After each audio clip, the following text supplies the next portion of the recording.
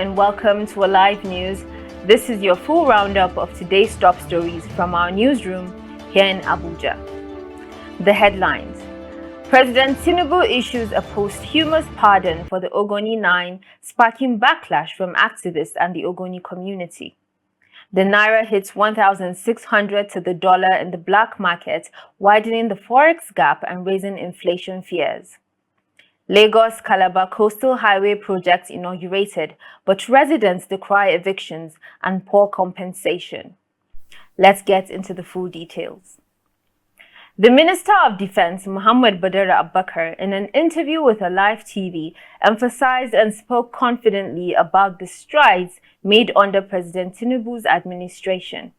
According to the minister, the country has witnessed a significant drop in crime rates and major successes have been recorded in the fight against terrorism and banditry. According to the minister, thousands of weapons have been seized, high-profile criminals arrested, and a significant amount of hostage rescues.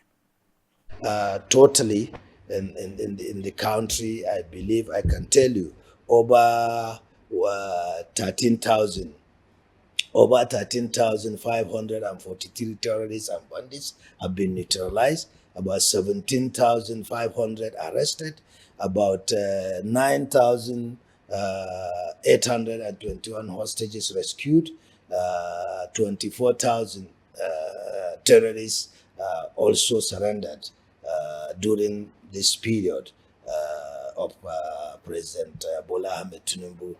We seized 11,118 weapons that we recovered from bandits and terrorists, and also 750 4,902 assorted. President Tinubu's posthumous pardon of the Ogoni 9, including environmental activist Ken Saro-Wiwa, has drawn both national and international attention. Marked as a symbolic gesture for Democracy Day, the decision was intended to reconcile with the Niger Delta and acknowledge historical injustice. However, the pardon has been widely criticized by members of the Ogoni community who argue it fails to clear the names of those executed in 1995 after a controversial trial. Activists and legal analysts insist that only full exoneration can begin to correct the judicial wrongs of that era. Amnesty International also reiterated the call for justice and environmental reparations. For many, the move seems more political than restorative, raising deeper questions about the legacy of resistance and state accountability in Nigeria. Nigeria's economic instability took a troubling turn today as the Naira fell to 1,600 against the dollar in the parallel market, while the official central bank rate hovered around 1,549 Naira. This growing disparity is fueling inflation and shaking consumer confidence.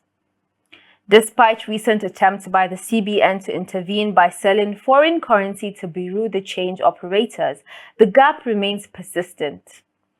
Economic analysts warn that unless the foreign exchange market is fully liberalized and supported by steady inflows, speculative pressures and panic buying will continue to undermine policy efforts. Small businesses and importers already burdened by rising fuel and food costs now face steeper operational hurdles. In Lagos, President Tinubu formally inaugurated the first 30 kilometers of the Lagos-Calabar Coastal Highway, a major infrastructure project spanning 7 states and projected to cost billions. While the government promotes it as a milestone for connectivity and regional growth, critics point to the lack of transparency surrounding costs and contracts. Several coastal residents have also reported being forcefully evicted with inadequate compensation, some receiving as little as 3% of their property value. Environmentalists have raised alarms about the impact on coastal ecosystems, including mangroves and fisheries. Officials say tolls may be introduced in some city segments to recover costs without burdening rural commuters, though no final decision has been made. Meanwhile, in Edo State, at least 16 people were lynched in Oredo local government area following the circulation of false rumors about child abduction. The victims, mostly ethnic Hausa and Fulani, were dragged from their homes and killed before authorities could intervene.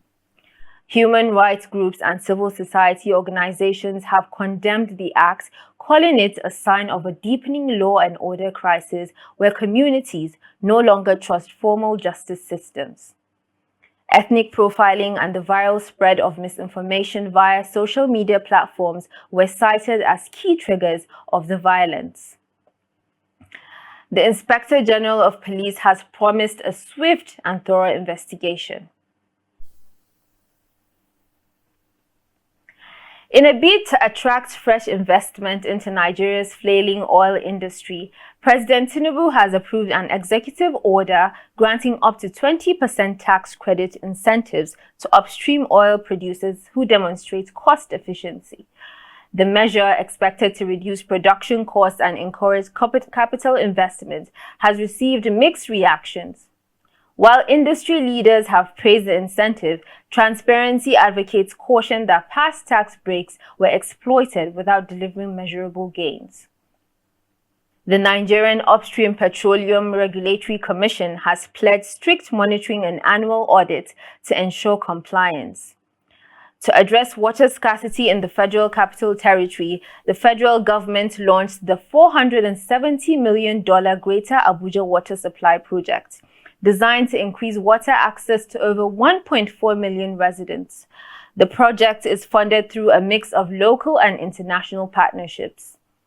President Tinubu described it as a critical investment in public health and urban development.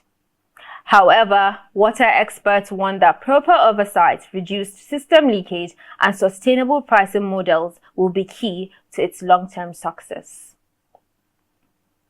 Elsewhere, digital banking in Nigeria is seeing a sharp rise, particularly in the southeast and south-south regions, where approximately 37% of the population now uses mobile and online platforms to conduct financial transactions.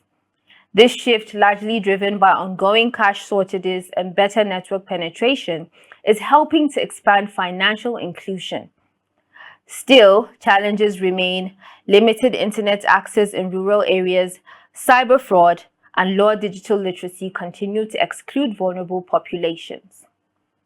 Regulators are being urged to balance innovation with stronger consumer protections and infrastructure expansion. In the international scene, tensions between Iran and Israel are escalating dangerously following Israeli threats of retaliation over alleged Iranian proxy attacks in Syria. Oil prices jumped by nearly 2% amid concerns that the Strait of Hormuz, a critical choke point for global oil shipments, could be disrupted. Insurance premiums for oil tankers have risen dramatically, while global stock indices, especially in Europe and Asia, recorded significant declines.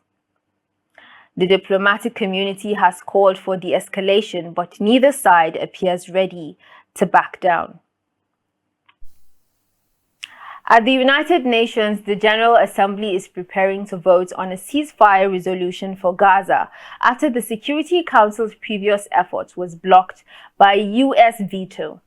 Although the resolution is non-binding, it reflects overwhelming global sentiment in favor of halting the humanitarian crisis in the region.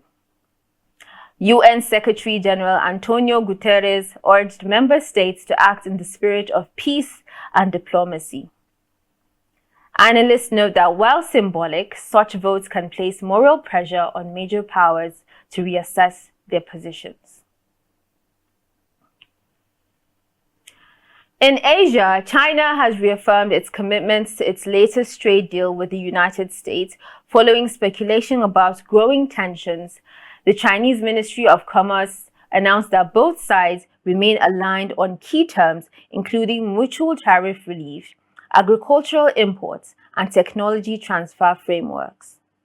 Financial analysts see the announcement as a stabilizing move intended to prevent further market panic in the wake of unrest in the Middle East. However, concerns over transparency, human rights, and national security still cloud the long-term trust in the agreement. Those are the top stories making news today. Until next time, I am Khadija Ibrahim.